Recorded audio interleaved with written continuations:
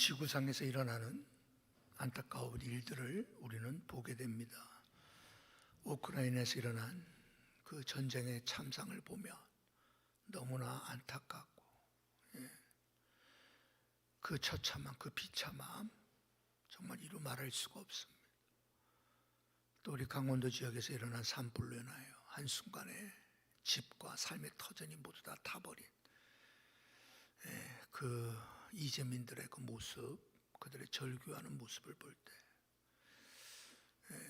굉장히 마음이 아팠고, 또 우리가 어떻게 하면 조금이라도 도움을 줄 수 있을까, 이런 생각을 하게 되었습니다. 누군가가 당하는 그 재난, 고통, 고난, 그것은 우리들에게는 하나의 경고의 메시지가 될 수도 있습니다. 오늘 누가복음 13장에 주님께서 말씀하시는 이 말씀들 떠올라서 묵상하는 가운데 오늘 이 말씀으로 하나님의 말씀을 선포하고자 했습니다. 누가복음 오늘 우리가 읽었던 이 본문은 두 가지 사건이 언급되어져 있습니다. 빌라도에 의해서 학살당한, 성전에서 제물을 드리다가 학살당한 갈릴리 사람들의 이야기와 실로암 목가 옆에 있었던 망대가 이유 없이 쓰러지는 것 때문에 18명이 치어 죽은 사건, 이 두 사건을 주님은 언급하고 있습니다. 하나는 빌라도에 의하여 저질러진 만행, 악행, 학살, 끔찍한 사건이죠. 하나님 앞에 드려야 할 그 제물이 피로 얼룩져 버릴 수밖에 없었습니다.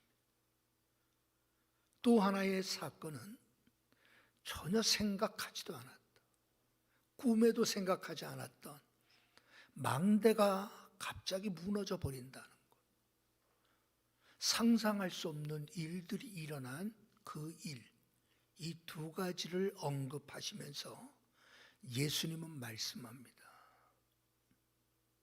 너희도 이와 같이 회개하지 않으면 망한다라는 그러한 말씀입니다. 우리가 이 본문의 말씀을 정확하게 이해하기 위해서 우리는 당시 상황을 알아야 됩니다. 당시에는 로마, 친로마적인 성향을 가진 부류가 있고요, 또 하나는 반로마의 그러한 성향을 가진 아주 강력한 반로마 세력들이 있었습니다.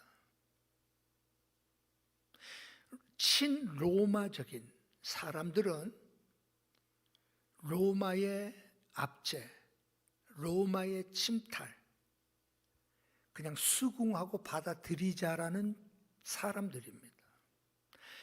그들을 거역하지 말고, 그들에 맞서지 말고 그냥 순리로 받아들이자. 이제 대표적인 사람들이 바리새인들, 사두개인들, 당시 기득권자들은 그런 주장을 하죠. 반로마의 세력은 누굽니까? 여러분들도 들어보셨을 거예요. 열심당이라고 하는 그 당을 중심으로 로마에 맞서 항거하고, 그리고 극단적인 행동을 하고, 이제 이러한 사람들이 있었습니다. 오늘 본문은 이 두 가지 사건은 바로 이러한 세력과 연관되어져 있음을 우리는 알아야 됩니다. 예를 들어서 여러분 성경에도 4절에 보면 다른 모든 사람보다 죄가 더 있는 줄 아느냐 하면서 어떤 성경은 가로 열고 그 죄에 대해서 따로 표시해 놨죠. 밑에 뭐라고 표시되어 있죠? 우리가 알고 있는 죄가 아닙니다. 예? 하말티아라고 하는 어떤 죄하면 관역에서 벗어난 하나님의 관역, 하나님의 율법이라는 관역, 하나님의 계명이라는 그 말씀의 그 관역에서 벗어난 것을 우리는 죄라고 우리는 배워왔어요. 그죠? 근데 여기에 쓰여진 단어는 그 단어가 아님을 표시해 주죠. 여기서 말하는 이 죄는 어떠한 죄를 말하는가 하면 빚진 것,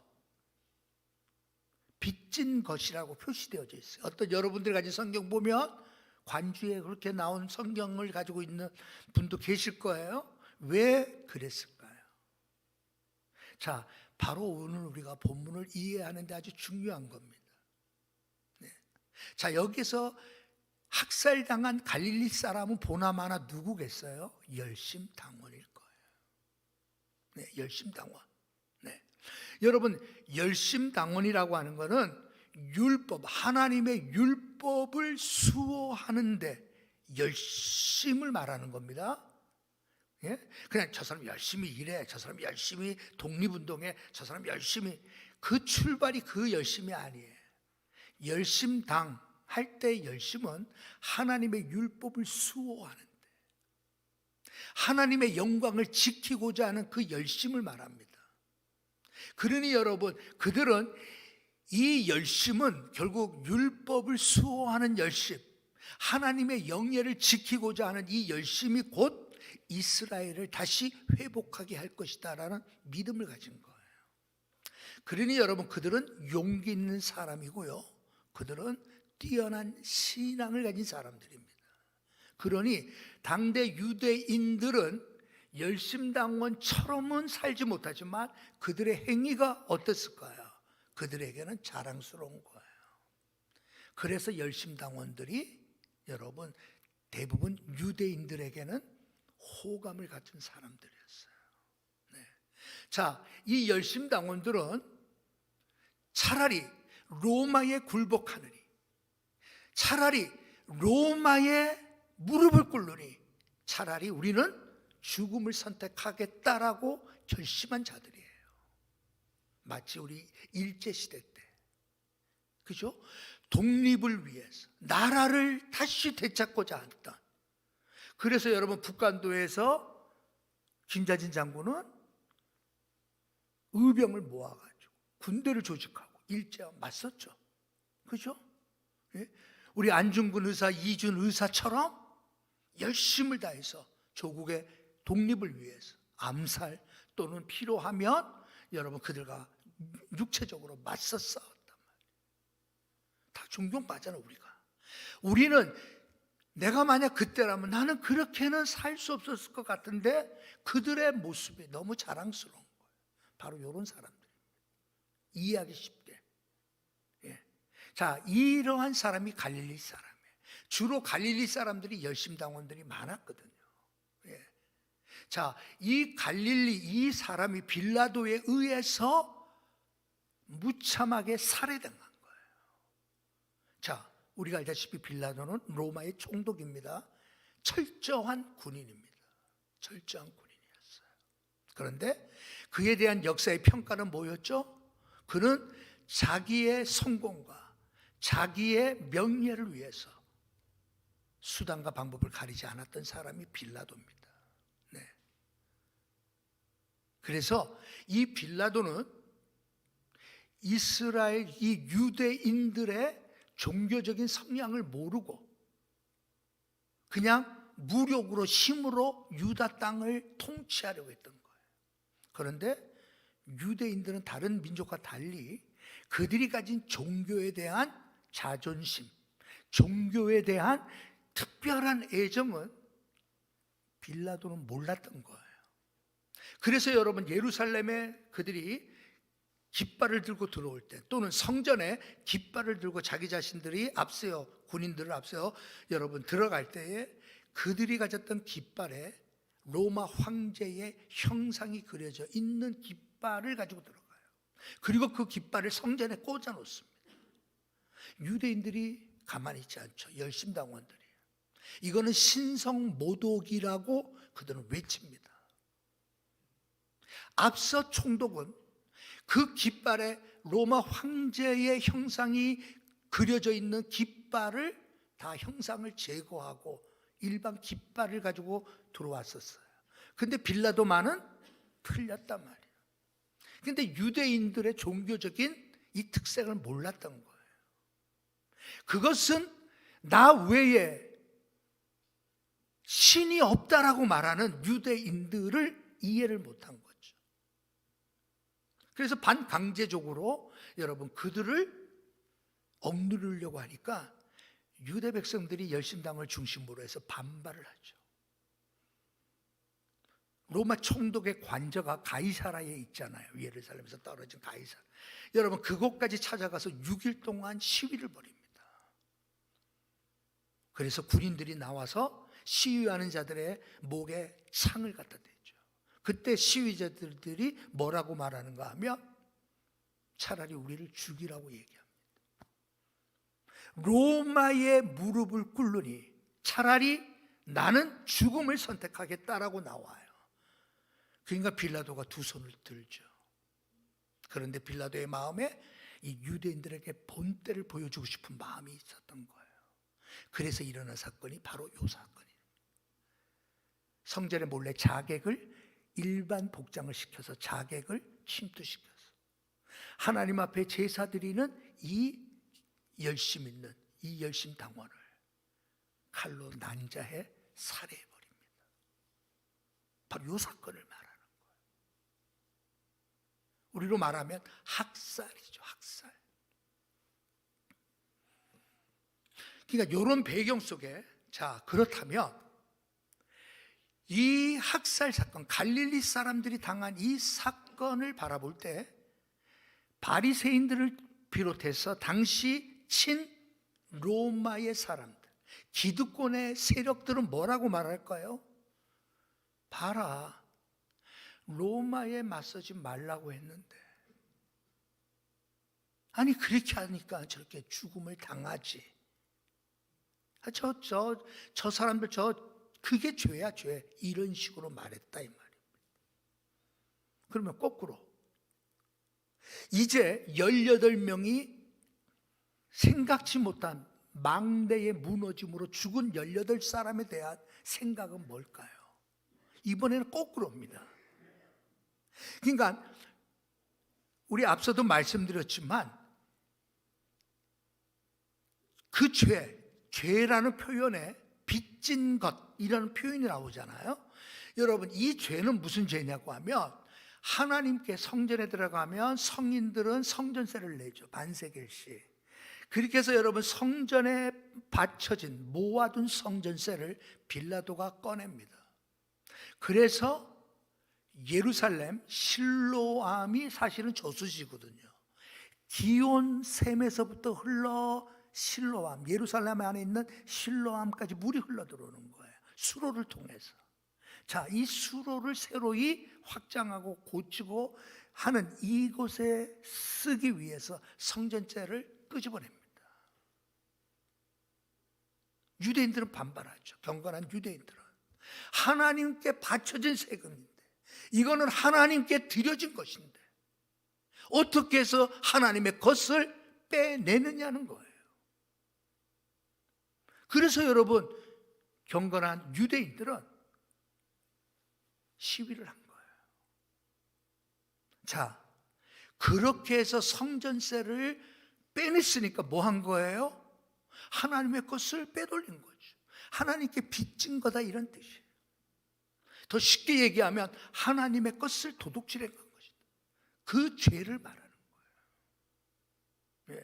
자, 그러니 그렇게 해서 수로 공사를 하기 위하여 특별히 실로암 못 가는 중요한 저수지란 말이에요. 그러니 망대를 세워두고 그것을 지키는 일이 중요했었죠. 망대를.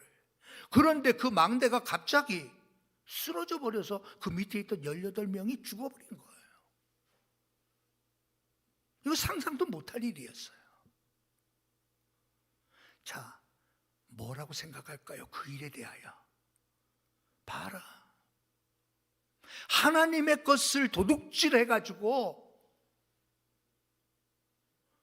그걸 가지고 수로를 만드는 그 일을 봐라. 18명 죽은 거 하나님이 가만히 놔두시겠느냐, 이런 식이란 말이에요. 그죠? 진영 논리라고 하는 게 그래서 무서운 겁니다. 진영 논리라고 하는 거는. 예? 자, 열심당원 입장에서 본다면 그렇게 말할 수 있어요. 거꾸로 친로마적인 성향을 갖고 있는 사람들을 보면 성전 안에서 일어나는 학살 사건마저도 그것을 여러분 그들의 죄로 생각하고 있단 말이에요. 어찌 보면 이 둘은 사실 비교될 수 있는 것도 아니에요. 주님이 이 두 가지 이 사건을 연결시킨 이유는 어떤 세력 간에, 그 당시에 두 세력 간에 관하여 동시에 말씀하는 거잖아요. 사실상 여러분 비교될 수 있는 내용이 아니에요. 한쪽은 나라의 독립을 위하여 항거하고 불의와 맞서고 악한 자들의 그 악행에 대하여 맞서며 살았던 사람들이 학살당한 이 일은 망대가 쓰러져 우연히 죽은 사람의 그 사건과 비교될 수가 없죠. 그럼에도 불구하고 예수님은 비교하시는 거예요. 뭐가 여러분 더 소중하냐 덜 소중하냐가 문제가 아니에요. 이 둘의 공통점이 있어요. 뭐냐? 회개하지 않으면 망한다라는 공통점이 있습니다. 앞서 말씀드렸지만 사람들은요, 특별히 유대인들은 항상 그런 의식이 있습니다. 어떠한 사고, 어떠한 재난, 어떠한 일이 터지면 그것을 죄의 문제와 연관해서 생각하는 거예요. 우리가 대표적으로 욥기에 나타난 모습을 보면 알죠. 욥. 예? 여러분, 죄가 모든 문제의 원인이라는 거예요. 여러분, 그게 유대인들에게는 굉장히 강합니다. 우리가 흔히 말하는 인과응보의 사상, 그죠? 예. 한 예를 들어서 예수님께 제자들이 묻습니다. 저 사람이 소경이 된 것이 누구의 죄 때문에, 저 사람의 죄입니까 아니면 부모의 죄입니까라고 물어보잖아요. 항상 여러분 의식 속에 뭐가 있는 거예요? 죄 때문이라는 의식을 그들은 가지고 있는 거예요. 봐라, 죄 때문이야. 여러분, 우리는 알잖아요. 모든 것이 그 사람의 죄 때문이라고 우리가 생각할 수 없는 이유는 우리는 하나님의 신비로운 섭리를 모르기 때문에 그래요. 예? 그래서 욥기를 통해서 보여주는 주제가 뭐예요? 바로 그거예요. 사람들은 죄 때문에 저런 일을 당한다라고 생각하는 그 상식적인 생각에 대하여 욥기에서 말하는 내용은 아니다는 거예요. 고통과 고난당하는 그것에 대하여 하나님의 놀라운 신비로운 계획이 있다라는 거예요. 우리는 뭔지 알 수 없지만 하나님의 신비로운 그분의 일하심에 대하여 우리는 함부로 말해서는 안 된다라는 거예요. 함부로 판단해서 안 되고 함부로 정죄해서는 안 된다는 거잖아요. 그렇다면 오늘 예수님의 반응이 우리가 생각해야 될 내용이에요. 자, 이러한 배경에서 예수님께 여러분 1절에 보면 이 일로 예수님께 아뢰니라고 말씀합니다. 자, 그 일로 인해 가지고 백성들이 부글부글 끓을 거 아니에요 지금. 더군다나 경건한 유대인들이라고 하면 이와 같이 악행에 대하여, 이와 같이 무자비하고 이 학살 사건에 대하여 그들은 분개하고 있었단 말이에요. 자, 이런 일을 여러분 찾아와 아뢰는 사람의 모습이 어땠을까요? 흥분됐겠죠. 예수님께 이 일이 일어났다는 사실을 알릴 때 흥분돼서 말했을 거 아니에요. 선생님, 주님, 아니 이런 일이 일어났습니다. 흥분해서 막 나오는 거. 그때 예수님의 반응이 뭐예요?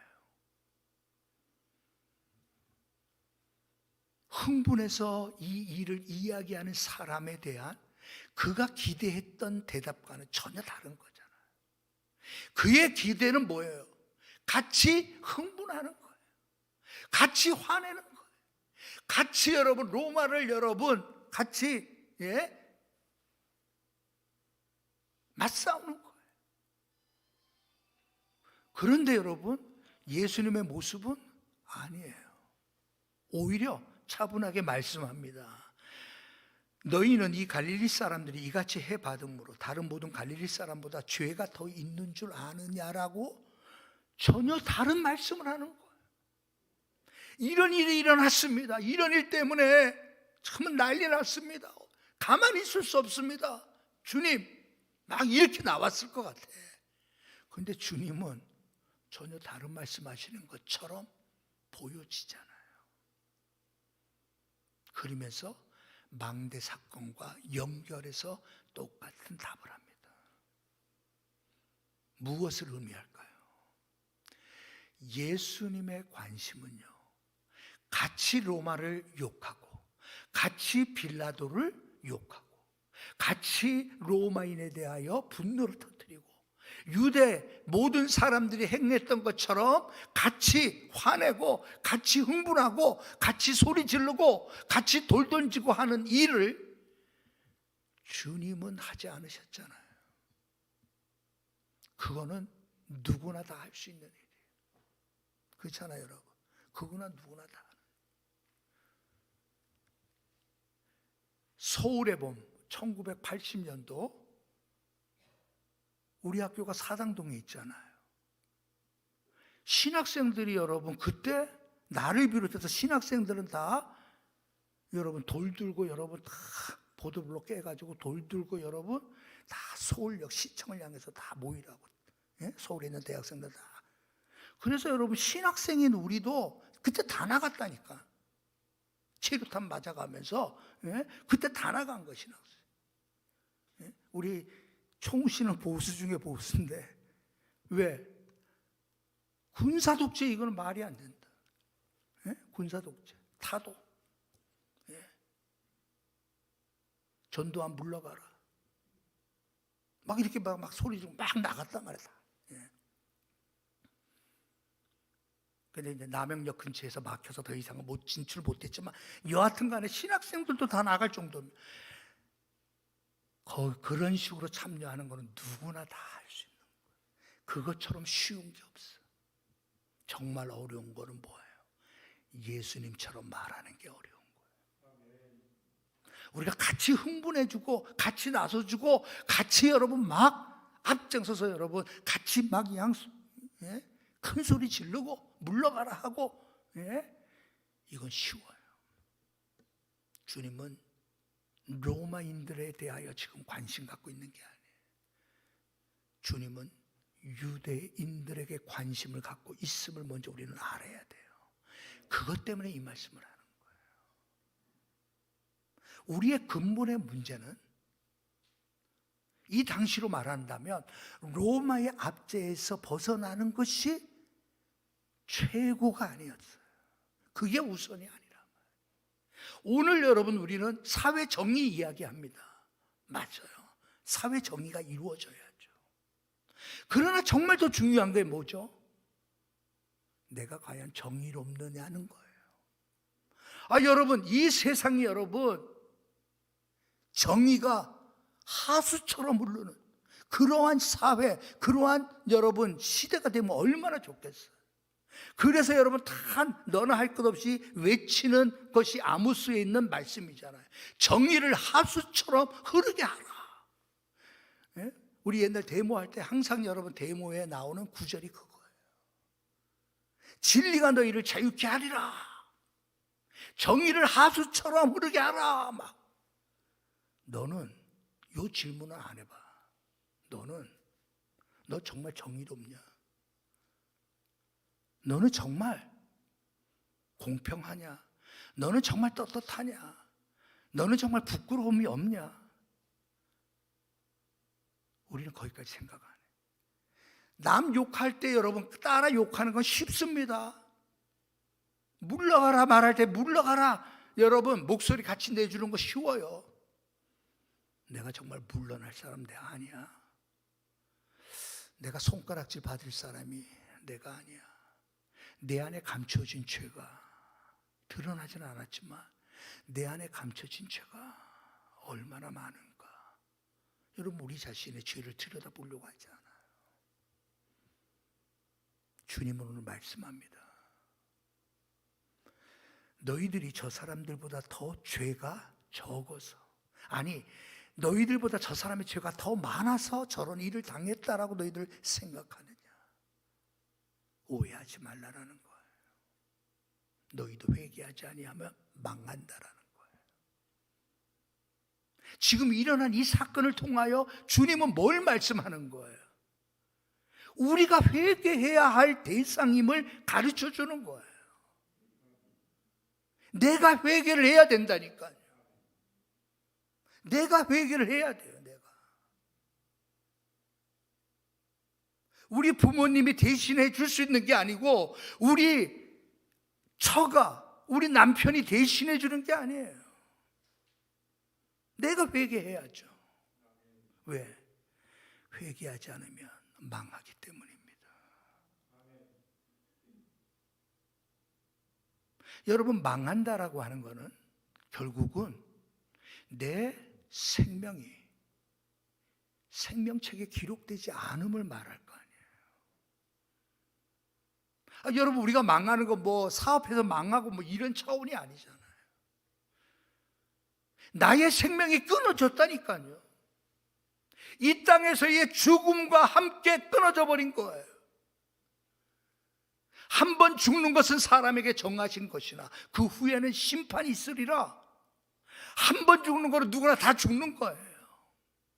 그러나 그 죽음 이후에 영원히 끊어질 수 없는 생명이 우리에게는 있잖아요. 그 생명을 우리는 생명책에 기록된 이름이라고 우리는 말하잖아요.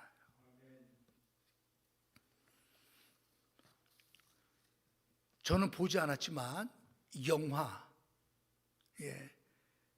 그 밀정에 나오는 그 가사, 그 대사가 이렇게 마음에 더 와닿던 부분들이 있더라고요.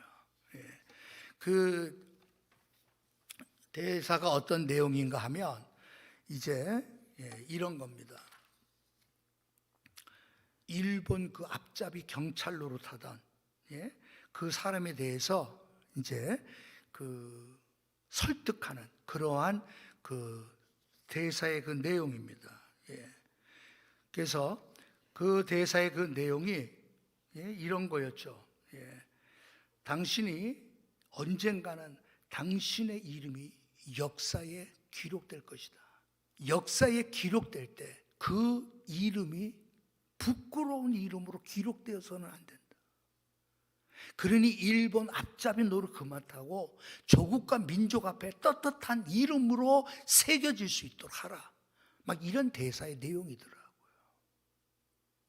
저는 그걸 보면서 생각이 떠오르는 거예요. 이 땅에 있을 때 한 번의 생명일 때 우리 이름은 이 사람 돈 많이 벌었음, 이 사람 높은 자리에 올랐던 사람임. 근데 중요한 것은 영원한 생명책에는 그 이름이 없다라는 거예요. 이 사람은 흙수저로 태어나서 죽기 살기로 돈을 벌어서 엄청난 갑부가 되었음. 그런데 하나님 나라 생명책에는 그 이름이 기록이 안 된 거예요. 우리는 그것을 망했다 이런 얘기예요. 그것이 망한 거예요. 회개하지 않으면 망하는 겁니다. 그러면 회개가 뭐예요? 여러분 회개는 내가 하는 게 아닙니다. 내가 해서 회개가 되어지지가 않아요. 저 같은 경우는 수양회 때마다 중학교 때부터 우리 수양회를 다녔으니까 3박 4일 4박 5일 수양회 다니며 목이 쉬도록 회개해요. 그냥 잠도 안 재우고 그냥 밤에 목이 쉬도록. 그때는 회개한 줄 알았어요. 근데 여러분, 회개는 내가 하려고 하면 안 되는 게 회개예요. 회개는 주님의 은혜가 임해야 회개가 됩니다. 주님의 은혜가 임해요.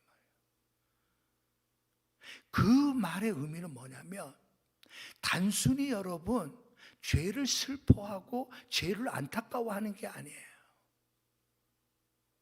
주님이 하는 회개의 은혜는 우리로 하여금 그 죄를 멀리하게 만드는, 그 죄를 빨리 벗어나고, 그래서 우리로 하여금 더 거룩한 사람, 더 변화된 사람으로 여러분 우리로 하여금 살게 만드는 게 회개하게 하시는 주님의 은혜입니다. 그래서 여러분, 회개는 반드시 열매가 맺혀지기 마련이에요. 구두쇠가 여러분 회개하면 어떻게 될까요? 삭개오를 보십시오. 회개한 사람은 삶이 변해요.